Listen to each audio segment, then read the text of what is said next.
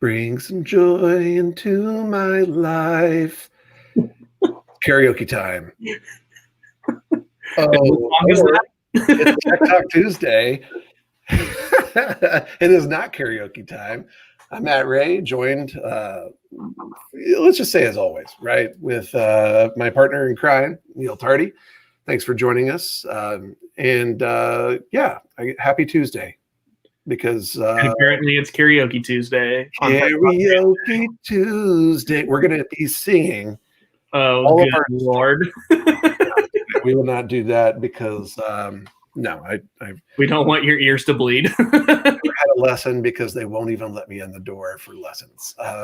Thanks for joining us. This is where we kind of go through tech news, things that are new and upcoming from the past week. In this case, we have a little bit of a story, as promised, about Apple's iPhone 12. That's a little bit from last week, but no. So with that, let's get right to it. Neal, what do you got? So the first thing I have today is something that you will actually be interested in, that Parallels Desktop, which is something that we've actually talked about on the show, which allows you to run other iOSs essentially on the Chromebook alongside Chrome OS, is actually bringing Windows apps to it now. It's something that I think we talked about earlier, but yeah, that happened today, October 20th. So Matt, go break out your Chromebook and have some. Probably have to charge it back up, but yeah, let's do that. So this starts at $70 per user. It's really targeted towards businesses, which I find interesting because I'm not sure how many businesses are actually running Chrome OS as their primary OS, but maybe this would help break into that market a little bit.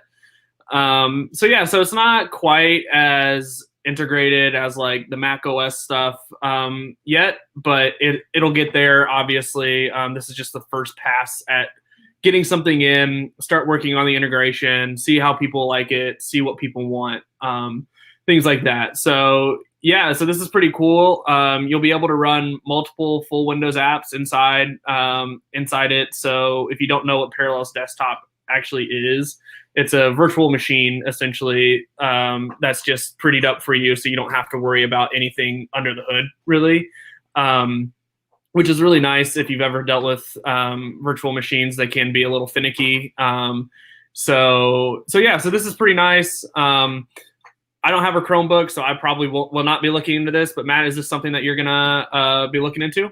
Yeah, it's interesting. I've used Parallels for years, actually, on the Mac because they were the best way to really marry the Windows world in with the kind of the Mac OS. And it was great because you could actually, even though you could always dual boot the Intel Macs, it was kind of cool because you could essentially boot the Windows side of your Mac inside a window, right, within Mac, which was really, really cool. So it was just as performant because it was hitting the disk without that kind of pre-processing kind of step, kind of managing in between it. And also without having like an actual file that was using as the hard drive. So this is really fascinating to me because if you'll recall, like Chrome OS has the kind of the beta version of the Linux side of it as well. And so now you start to marry really this Windows kind of piece in with it. And it's interesting. I wonder what this will do for like the Surface, right? Like I just kind of, I think that's kind of fascinating because Surface is in and of itself kind of a light, for the most part, a light Windows. If you could get all of those options available in a very inexpensive package like the kind of Chromebooks or whatever, I don't know. It'll be interesting to see what goes on there. But yeah, I'll definitely give this an install. I'm intrigued to see kind of how it goes. Yeah, I'm wondering if this is I know didn't your daughter use Chromebooks at school for one time? Yeah, it's pretty ubiquitous, really, in the education kind of. Yeah, so I wonder if this will help with that even. I don't know. I mean, that $70 cost there is pretty pricey, but I'm sure that Google would or Parallel would cut a break, right? somewhere for schools. But yeah, so no, I mean, is pretty interesting. Opens a lot of possibilities for people that can't necessarily go out and buy a Windows or a Mac machine. So yeah, so I'll give it a read and report back, and I guess we'll see how it goes. Yeah, cool. Be looking forward to hearing that. Well, as promised, we have kind of our take on iPhone 12, and I got to tell you, Mashable's reporting that it's all smoke and mirrors and not much else. And I got to tell you, I don't disagree with them. So a couple of the things, they've done a good job here, thanks to Mashable for kind of breaking out. It does have a new premium design, but I think it's worth pointing out, it's actually a return to the iPhone kind of 5 feel, where it's a little more boxy, right? And I like that. That's okay. But it's funny because things, it's just like clothing, right? Everything old is new again at some point. And here we are cycling a powerful design back as kind of something new. Of course, there's the newer chip. It's better, faster, smarter, better battery life kind of thing, thinner bezels. They introduced the MagSafe kind of attachment to the back of it, which I think is kind of cool, right? Is it spend another, $1,200 upgrade kind of cool? I don't think so, but I think it's cool that, I tend to operate with a wallet, right? So we carry kind of like everybody has kind of like their phone or whatnot. And then I also carry the wallet. And so what the MagSafe allows you to do is really kind of attach those two things. And then when your wallet's not attached to it, you can actually, just like the Apple Watch, you can actually attach kind of a MagSafe attachment to the back of your phone. The thought is that it makes it easier to try to, when you're going to bed, and it's easy to kind of slap something down on the wireless charger, maybe sleepy-eyed, and you wake up the next morning, like I often do, and find that the charge isn't quite there, right? You've either not hit the center mass enough for it to really power up, or you've missed it completely and it's dead. So I think that's kind of cool. I think better than that is, what are all the cool accessories, right, that are coming with it? So they've opened up that whole MagSafe kind of piece to third-party developers such as, Griffin and Belkin and like, all these big players, right? And so it'd be interesting to see, right, what kind of interesting things that they come up with to accessorize. I've already seen things like for cars and whatnot, but little imagination will take us so far away. So there are some cool things. That being said, really not a lot. Like, to call this even an incremental upgrade, I think is a bit of a disservice to incremental upgrades. So, I mean, yeah, we get a little bit of nicer camera, a little bit faster processor, a little bit better battery life, but there's no holy crap moment, right? There's no thing that makes me think, got to run out and get this. In fact, we haven't. So we're typically a family, the three of us that are pre-ordering, at 3 a.m. or whenever they decide to open those things. I'm having trouble hearing you. Yeah, Siri, calm down. And I'm having trouble hearing myself, because through it all, the reality is this is just it's smoke and mirrors. And so I appreciate Mashable for being smart enough and strong enough to come out and just say it. Wait for next year. A lot of people are talking about the 5G thing, right? That was kind of like their big landmark. They brought out the guy from Verizon, right? They brought out this guy that out on stage and had this big presentation. The reality is 5G coverage is still extremely spotty. And there's actually a great story in here in this Mashable piece by Brenda Stoyer talking about how hard it is, even in New York City, to find 5G coverage. Like it's almost impossible. And if you can't find it in 5G coverage in New York, here in Indianapolis, in our area, probably not going to happen, right? So that's the good, the bad, and the ugly. At the end of the day, it sounds like a lot of people are going to be waiting. If you've changed your mind, it's worth noting that the actual Pro Max version of this and the Mini, right? So they launched that Mini version. Those actually don't go on pre-order until the 6th of November, right? So you have some time to bite your fingernails and maybe wonder if you should pull the trigger. But if it's up to me, I wouldn't do it. Yeah, I would echo that. Just the research that I've done independently for Matt, just leads me to say I personally will not be purchasing this. And it really to me feels like Apple has kind of like boxed themselves into a corner here a little bit with every year we need a new iPhone, right? And so when they don't have like large jumps, which you just can't have every year, like this is the risk you run, right? So where like there's disappointment because you have to meet this deadline of every year we need a new iPhone, which is just not true. Like obviously they're making a oodles and boatloads of cash off of this, right? So it's like obviously it's good for their business, but for people that are like really into tech and want to see like big jumps before they jump on the next thing, like this just doesn't do it for us. So yeah, I will not be purchasing the 12. It sounds like you guys aren't either. So yeah, just a little bit of a disappointing announcement coming from me. So I still want to see those AirTags though. I know you don't like the AirTags, but I still want to see the AirTags come out. So I guess we'll have to wait for that as well. Yes, I guess. So this is actually really interesting. So a little bit of a Google heavy tech talk today, but the DOJ actually just filed a lawsuit against Google, and this is antitrust lawsuit. Like all of the big tech giants are kind of probably getting ready to face.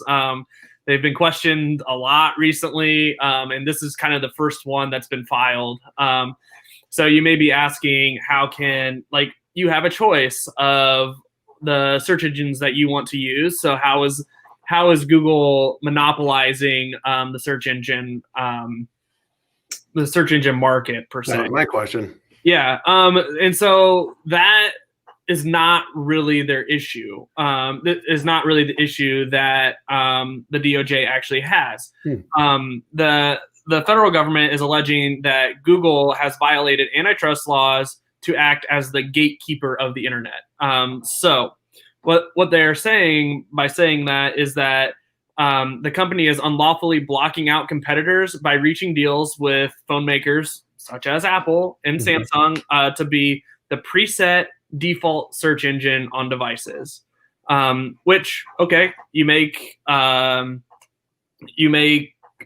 deals with those companies, cool, you can do that. But the problem is that is Google actually abusing that dominance on its Android operating system, because they run the Android operating system for the most part, to strong arm other manufacturers to do this. And so like that's a big part of it. Another part of it is that Google, I'm sorry, I'm looking for it. But so from a digital ad business, Google is like the primary driver of all of that, right? So I think it says that its digital ad business is 85% of the company's roughly $160 billion annual sales. So when you think about the giant that is Google, this is where a lot of their money is coming from, is their ad business. So they have a very vested interest in making sure that they can strong arm people out of the market to be the gatekeeper, so to speak, of the internet, because they get all of the ad space and they can continue to jack up the price of the ad space. So, and if they are the person driving up and setting that, then what does that sound like, guys? A monopoly, right? So like that is the basis of the DOJ's argument here, in that Google is 85%. Yeah, it's a pretty incredible amount. But yeah, so that's the basis of this argument. I think that I know some of the attorney generals that are joining the lawsuits are not super happy that the federal government has come out and done this right now, because they wanted to build a stronger case, which I think is always kind of the case. But yeah, so, and I think at some point I saw in this article that like 90% of the like searches done on the internet are done through Google. So like that in itself is crazy as well. So this is pretty big. I'm not sure where this will fall. And obviously this is they just filed the case, right? So, filed the lawsuit. So we'll see where this goes. This will probably be another long one like the Apple and Epic saga. But yeah, this is super interesting. And I think that this is probably the first of the like 4 big tech giants that we're going to see have lawsuits filed against them. Yeah, I think it's interesting to see because I've been using a lot of DuckDuckGo. I think I'm a big fan of kind of their ethos, which reminds me of Google when they first started out, right? Like they had the kind of don't be evil kind of philosophy, but then later that got kind of canned. But it makes me wonder. I think there's some other players in here that are definitely being used. I know DuckDuckGo, for instance, gets a lot of traffic really on the darknet, funny enough, through kind of Tor nodes and things like that. But it also kind of makes me wonder, what do these guys have to say about that? Microsoft Bing, right? So Bing has been, a search engine for a very, very long time. What are they going to have to say about this? I imagine they're going to have to comment really at some point. Are they going to come out and say, yeah, or which is, I guess, in a way admitting that like we suck, like nobody uses this despite the number of commercials that we have out at any given time, all the press that we're pushing, and all the money that we're spending on ads. So I don't know. It's kind of fascinating to me to kind of see. But gone are the days, right? Yahoo is no longer Yahoo, right? It's Disney, right? For a long time, right? It was like Yahoo and then like ABC, and like they swallowed up like SBC Global and like all those things, AT&T, like, so it's just kind of like a kludge. Old things like Ask Jeeves and Alta Vista and like all those guys, they're all gone. And so there are only a few major players, but I don't know that that's a bad thing. For me, I don't know. I don't feel injured by this, right? Like for a monopoly, I tend to think of anti-competitive practices that are damaging or potentially damaging to the consumer. I don't feel damaged, but maybe it just hasn't come yet, right? Yeah, and I think you are not we are not the people that are supposedly damaged by this, right? Like we're not a company that's really trying to buy ad space on search engines or anything like that, right? So like if I perceived Google to be jacking up those prices and I was paying absorptive amounts of money to be like the top ad that comes up on Google, I'd be pretty pissed, right? Yeah. So I think putting it into the perspective of like, who does this actually affect, I think is really important in this case, because like, this is not going to affect like normal Google users, right? So people that Google a lot, you may be seeing ads, but it's really the companies that should be having a gripe with this more so than like the individual searchers, right? So I think it's a perspective thing here on like whether this is a big deal to you or not. I think it's a big deal in that Google has actually faced antitrust issues in the EU as well, where they had to pay a $1.7 billion fine, which when you think about the ad revenue that they're bringing in and that fine is like nothing, but it's still a sign that other people think that Google is doing antitrust issues and is breaching on those things. The laws are different in different areas, obviously, but this is not something that Google is just like unaware of, that their practices could be somewhat shady here. They've already been caught doing so. So, Yeah. Well, I think those are good points, and I appreciate you kind of circling the wagons on that, because I think, again, at first blush, I think it's Google, no big deal, it's search, but it's really so much more. So good point, Neal. Yeah, and so that's all we have for today. So if you want to read up on anything that we talked about today on this edition of Tech Talk Tuesday, you can find those articles in the description below. While you're there, how about you go ahead and give us a subscription, because you don't want to miss these smiling faces. We go live every Tuesday at 7 p.m. Eastern. You will find us here talking or ranting about tech-related things. So if you want to hear our musings, go ahead and join us. Or if not, just go ahead and join us anyway, because we can sometimes be entertaining. If you have any questions tech-related and you want them answered on the show, go ahead and drop Matt and I a direct message on Twitter. You can find both of our... Oh my gosh. You can find both... I can't even. Just hit us up on Twitter. And we'll answer your questions on the next edition of Tech Talk Tuesday. And with that, we'll see you guys next Tuesday. I think you liked my pointing. Something like that. You were into it.